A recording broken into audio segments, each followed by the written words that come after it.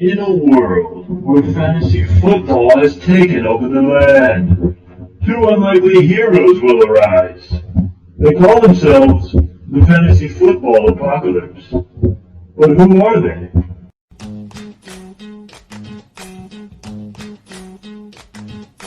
Trent and Jeremy. Trent and Jeremy. Trent and Jeremy. Trent and Jeremy. Trent and Jeremy, yes, they are the boys. When it comes to fantasy advice, they got the noise.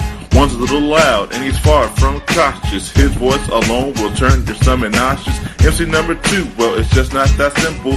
Some would even question that he's borderline mental. These two combined will try to be funny, but their main goal is to try to make you money, money, money, money. Oh, yes! Hello, everyone, and welcome back to another week of the Fantasy Football Apocalypse.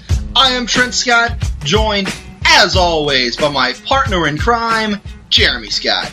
How's it going, everybody? Trent, I love the way you start every single podcast with the emotion and getting everyone pumped up for what's going to be another great show. Absolutely, and the new theme song this year has really helped just get me in the mood to start every show on the right note. Yeah, check out A. Bennett's new mixtape. It's coming out. They're trying to get it played in clubs right now. I know they're playing it at Chrome in Belknap off Downtown Street, Fort Worth. Yeah, check him out. He's an up-and-coming rapper. Oh, man, I don't even know how to respond to that. Let's just move on. All right, well, Trent, there was quite another... I'm just exhausted of fantasy because I'm getting screwed, but that's not what this show's about. There was another week of... You losing to me again? To you again. It was very close, and if you didn't have Doug Martin as the outlier, I would have won. My picks were better than yours. Hold on, I want to address Doug Martin briefly because fan of our show and good friend Spencer Hugo tried to put me on blast last week for picking Doug Martin. I feel totally justified and vindicated in that selection. You know what we are? Fantasy football podcast analysts are just like politicians. You don't do what you say, you don't mean what you say, and you always flip-flop back and forth. Look, I am absolutely allowed to change my mind. Yep, that's just the way it goes. It's a very up-and-down game. I mean, Doug Martin is trending upwards. I still would be cautious because he is Doug Martin, but, I mean, all signs are pointing that he's the guy. Yeah, so all totaled last week, I did beat you 97-87, making me 4-1 against you this year. You did have a couple of good selections of your own, though. Allen Robinson showed up, 26 points. Dion Lewis, 22. So you had a couple of good picks of your own. Just not enough to overcome the awesomeness that is the muscle hamster. Oh, do you know he's saying that he does not want to be called the muscle hamster? That is the most awesome nickname in the league. I don't know why you wouldn't want to be called that. Yes, it's the most unique in the game. I don't get it either, but whatever. What else happened? I mean, Willie Snead is incredible. Yeah, Willie Snead is absolutely incredible. Devontae Freeman is the best running back in the league. Quite possibly the history of the league. He's literally the front runner for MVP right now. I'm a believer. I mean, this is a large enough sample size. I mean, it's a completely large enough sample size, and he continues to produce at astronomical numbers. I mean, he makes Le'Veon Bell look terrible. All right. All that being said, I've got a question that I have to ask you because I was thinking about it this week and I could not come up with the answer. So and you think I can help? I have to hear your answer because I think you're going to find this question very interesting, Jeremy. All right, lay it on me. Who is the third best quarterback in the NFL today? Ooh. You can argue. I mean, obviously, Tom Brady and Aaron Rodgers are the best two. You can argue over who's first or second. You'd be an idiot to say they're not 1 and 2. Yeah. But I'm talking about today, not factoring in, past career. So obviously, Peyton Manning would be part of the discussion if you factored in his whole career. But clearly, right now, today, he's nowhere near what he used to be. Yeah, Then that's not even close. the next level of guys, Drew Brees, Andrew Luck, Ben Roethlisberger, they're all dealing with various levels of injuries. So right now, today, who is the third best quarterback in the league? Gosh, that's tough, dude. Because, I mean, think about who in titles. That's Carson Palmer, Cam Newton, Phillip Rivers, and Andy Dalton. I would say would probably be in line. No, freaking Matt Ryan too. Yeah, Matt Ryan would have to be part of the discussion. I'm gonna weed out Palmer, even though I really like him this year. I'm gonna weed out Cam Newton because he has no receivers and he's Cam. He could suck at any given day. I like Matt Ryan and I like Dalton, and I think I have to go with Dalton, dude. That's the conclusion I came up with. Also, Andy Dalton, Seattle. Like, Andy Dalton is legitimately the third best quarterback in the league right now. And if you watch him play, all fantasy aside, he looks like it. He's playing he's commanding people out there. He's picking up defenses. Like that rushing touchdown. I don't know how many of you got to see or if you saw it, Trent, but he called. They were on like the 4 or 5 yard line. He recognized a wide open, whatever. There were no linebackers there. He called. I think he said Badger. He said something, and then he rushed it right up the middle and got it in. I am very impressed with the way he's playing this year. Yeah, I just can't believe how far we've come. That both of us agree. Like, it's Andy Dalton. Like, what's happened? I don't know. I have no idea. Is it? And it's not like the quarterbacks are thin. I mean, there's still plenty of people in the free agents that are worth picking up. Like, I don't get it. All right, so I thought you would find that discussion interesting. So no, very, very interesting point. I have to give that to Andy Dalton. I agree completely with you. All right, so or Blake Bortles or Josh McCown. Yeah, but all right, so let's go ahead and let's move into this week's picks. I won, so I get to start. Yeah. My quarterback this week. You just mentioned him. How about Blake Bortles? Coming off a 300-yard, 4-touchdown game, and now this week the Jaguars get to take on the Houston Texans, who are terrible. I love Blake Bortles this week. I mean, I would absolutely love to argue. But how can you argue proof and facts that Blake Bortles is a legitimate quarterback? I mean, his game log proves it. He's got a good matchup this week against a horrible defense. Bottom 5 against QBs in points given. I mean, he's got 20, 15, 18, and 28 his last 4 games. I like him. He's got a ton of weapons. I like the pick. He's cheap. Yeah, and I think we might be talking about more Jaguars as the show goes on, actually. But I can assure you that. let's hear your pick for quarterback this week. My quarterback is somebody that is very hot and he's very cold. He also looks like an extreme douche in the face. Jay Cutler is my quarterback pick of the week. Now, before you start throwing Molotov cocktails and burning down the city, let's think about what happened. He had a come-from-behind win against Kansas City. You know they're fired up. They're talking in Chicago. He's attempted 43 and 45 passes the last 2 weeks. I can't imagine him not throwing the ball a ton because their defense is just so bad. But I really like Cutler. I think Alshon plays this week, and he's proved that he really doesn't even need Alshon. That's just going to be an added benefit. So, what do you think, Trent? Tell me about Cutler. I think he's throwing 3 interceptions is what I think. But he might throw 3 touchdowns also. I mean, granted, that's what he's done throughout his career, but, I mean, wow. He's got a good matchup, though. The Lions suck. I agree with that.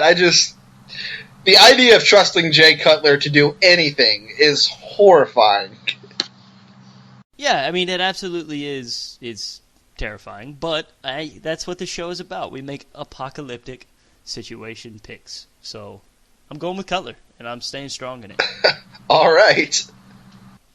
Now, moving on to running backs, Trent. Give us your running back pick of the week. So my running back pick of the week, This guy apparently learned how to catch sometime during the last week because I'm going with Melvin Gordon. Now, he had 15 carries. He only managed 42 yards in that ugly game against the Steelers on Monday night, but somehow had 7 catches for 52 for 52 yards. If he's going to get 9 targets or anything close to that, his value is going to rise tremendously.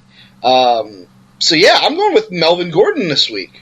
I mean, I'm out on Gordon. He hasn't done anything all season. I don't think he's put up more than 12 points all year. Well, no, he put up more than that. I guess he put up 16 last week. But regardless, I don't know. I just think there are better options. But I guess he's consistent. I mean, he gets right around 10 a week. But I'm kind of out on him.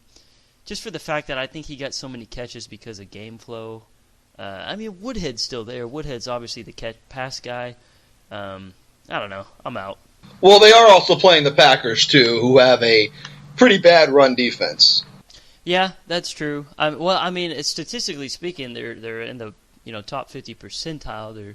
But when it breaks it down, they're really not that good of a run defense. So yeah, I mean, I see it. It's just I think there are better options. All right. Well, do you have one to present to us? I do, in fact. Old Man Gore. Frank Gore has completely proven me wrong. I was completely out on him to start the season. Ever since he came back and fumbled twice on the goal line, he has bounced back, and he's been a legitimate threat. He's had double digits every week. Luck is coming back, and contrary to popular opinion, I think that helps Gore because they're not going to have to rely on the running game, even though Matt Hasselbeck is incredible. Even with AIDS, he's still able to go out there and produce. So I like Gore this week. I think he's a good candidate to get a touchdown and rack up some yards and catches. I mean, they have no one else there. I'm very concerned about Frank Gore's touches this week because, I mean, let's not forget the last time the Colts played the Patriots, they lost by 38, and now the Patriots hate them too. For something that they did wrong, they hate him. I understand. But I'm just saying, like, the Patriots are going to want to make an absolute statement in this game. So if this gets ugly, which there's absolutely a chance that happens, Frank Gore might not even get the 10 carries. Now, like you said, he's a somewhat reliable passing game option. Doesn't have the greatest hands in the world, but they're good enough. I think Andrew Luck will play, which will help him, but I'm kind of concerned about him this week. And rightfully so. I mean, in to our defense on all these picks, like while we were going through and picking them, we were talking about how thin. I mean, it is getting very thin, these apocalyptic picks. So it's just tough. I mean, you got to scrounge the bottom of the barrel, and you got to play the probabilities. So I'm banking on the fact that he's going to get some catches if they get down big. But if not, I just think Luck comes out with the passion, gunslinging. That should be a high-scoring game. At least for one of the teams. Let's hear your next pick, shall we? I'm going to go with... let me preface the situation. I'm in a very tough spot in Trent and I's league, and it's basically go big or go home, all or nothing situation. I spent $82 on this guy in our fab budget because if I wanted to make sure I got him. If he goes off, he pays off. If he doesn't go off, I'm done anyway. So what do I have to lose? Chad can Drick West. Whatever and however you say his first name. I am going with Mr. West. I think he is going to be the real deal. I think he's going to be legit. And I think he could have around 20 points this week. And he's got the backing of the coach. So I love the pick this week. I'm going Chad West. Look, Shaka Khan looked kind of okay last week. Oh, yeah. All right. So He looked all right last week, but I'm still concerned that he's really going to be the guy over Niall Davis.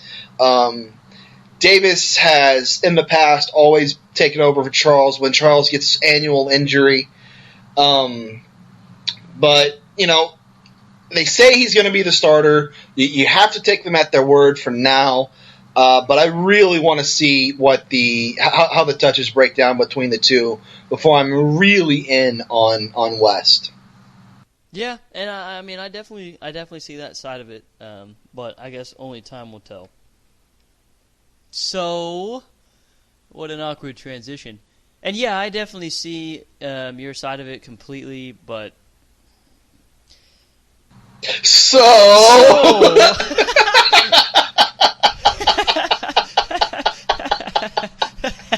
oh my God. Our morning podcasts are always the best. Oh man. And that is valid information. But moving on, Trent, give us your second running back pick. All right, my second running back, week 1, everyone was talking about, oh my gosh, she might lead the league in rushing this year. And then the next few weeks did not turn out as well. Finally kind of bounced back last week. I'm going with Carlos Hyde. He's coming off a 93-yard touchdown game. And they're playing the Ravens this week, so that should be a close game, I think. The 49ers just aren't as bad as they played from weeks 2, 3, and 4. They're somewhere in the middle. And like I said, I think this is going to be a close game. I think Hyde's going to get close to 20 carries, if not more. So I really like Hyde's chances this week. Yeah, that's so interesting because he fooled everyone. In that first week, I was just like, oh my gosh, I wish I would have freaking drafted him. But he kind of showed signs last week to be that, number one running back again. However, he's got Baltimore this week, and they got an extremely difficult run defense. So that's why I'm steering clear of him, but there are worse options out there. Okay, then let's move on to wide receivers. Jeremy, who's going to be your start of the week? I got to ride him. We got to ride our boy Bortles. I'm going Allen Robinson. He had a very good week last week. I think he continues to do it again this week. They just seem dedicated to passing the ball, and running the ball for that matter. Yeldon's getting quite a bit of carries and looks, but I think Allen Robinson has another big week.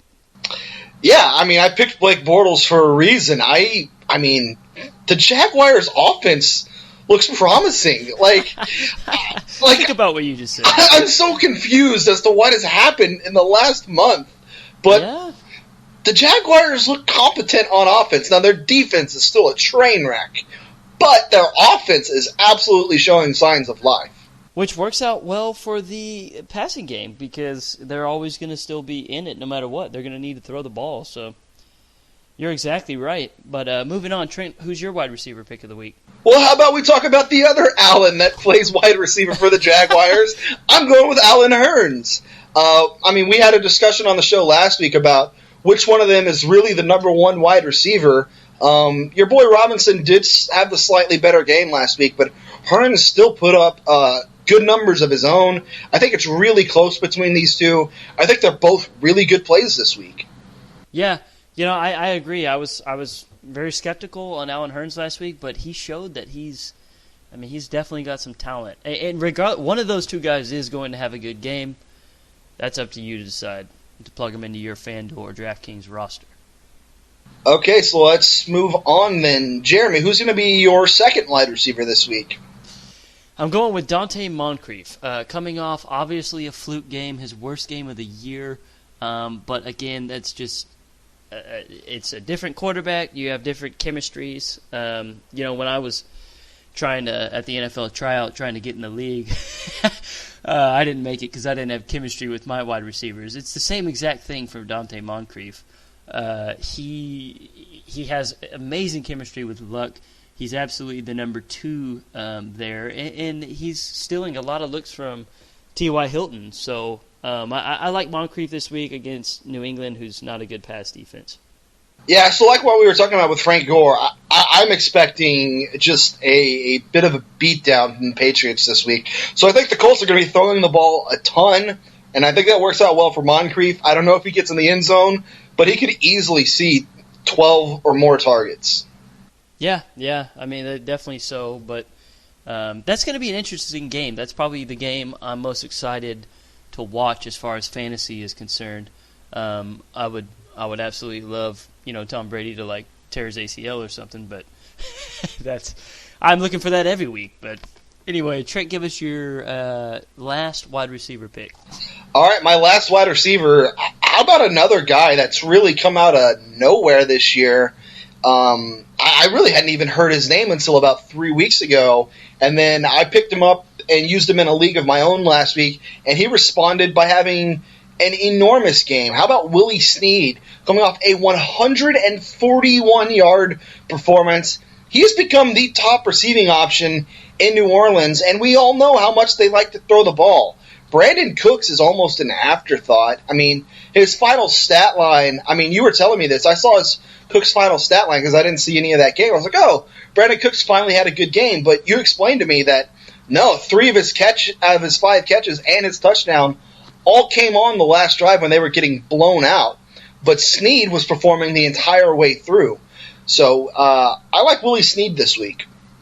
Oh, yeah, definitely. I believe Cooks racked up 12 points on that final drive, caught a touchdown as time expired. And to my luck, I was playing Cooks in fantasy this week. So just another show of how my fantasy season is going. But regardless, I like the Willie Snead pick. I mean, he is shaping up to be the number one. If you look at the progression of his games, he had 4 for 44 week 2, and a touchdown, so very respectable. Then he had 5 for 44, 6 for 89, then 6 for 141 with 11 targets. I like Snead. I think he's an athletic guy who is going to keep producing. Great flex play. All right, so let's move on to tight ends then. Jeremy, who you got? We've been saying it all year. Tight ends are extremely thin, and they're only getting thinner. People like Gates, we can't pick. He's too good. The thing with tight ends is most of them are pretty cheap anyway, but if you really want to get a cheap, effective tight end, I'm going with Julius Thomas. I'm rolling the dice. He got a little bit of game action last week, and when he was on the field, he had 2 catches for 20-something yards. So I think Julius Thomas, they brought him in, they paid him. They're obviously wanting to use him. So somebody in that Jaguars game is going to be benefiting from Blake Bortles. I guess it will all depend on if Blake Bortles has a good game or not. Can you believe we've now picked the top 3 receiving targets on the Jaguars and the Jaguars quarterback? Oh, and you have 1 pick left. You may pick Clay Harbor. I can assure you I'm not picking Clay Harbor. But, Julius Thomas was his first game back last week. He didn't get to play a ton because he's still kind of coming back. But look, we all know how dangerous a red zone target Julius Thomas is. So if he finds the end zone here this week, it's obviously going to pay off in a big way. And there's plenty of reason to think he can do that. Yeah, I agree. I mean, we'll see what happens. But all right, Trent, finish us off. Last pick of the week. Last pick of the week, I'm going to the Monday night game. I'm going with Larry Donnell of the New York Giants. Daniel Fells, I should say, is out of the situation now. Apparently, he's in danger of losing his foot because of a staph infection. Wow. Yeah, it's crazy. I didn't know it was that bad. Yeah, crazy story there. But as a result, Larry Donnell is the only tight end the Giants have. We saw last year he had a couple of monster games. Eli is having a solid season. Victor Cruz is still not back. There's really no idea yet when he will be back. So for now, Larry Donnell is still one of the top receiving targets in the Giants offense. So I'm picking him here. Yeah, I think Donnell is. I mean, he's the number 1 tight end there. Obviously, he's not competing. I picked him last week. He did well. Doesn't have as good of a matchup this week, but we know the Eagles can score some points. So if the Giants are throwing, Donnell will be a benefactor. All right, so that wraps up our picks for this week. Jeremy, you got any parting thoughts? Not a whole lot, Trent. I'm pretty disappointed in fantasy.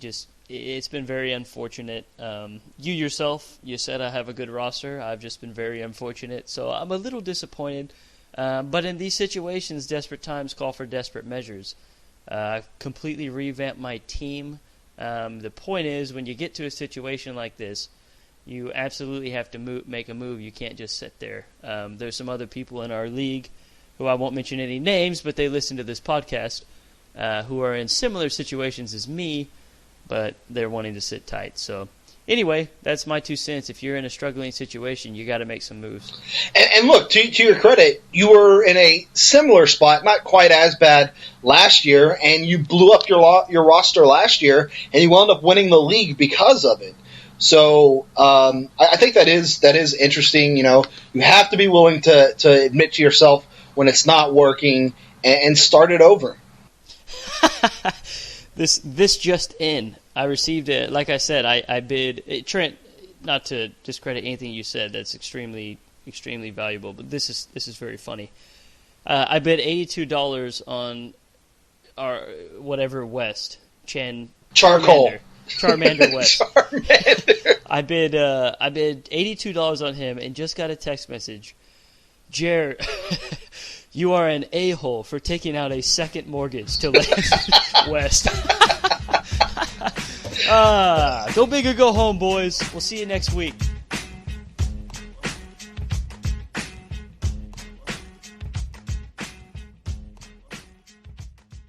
Dude, what an episode.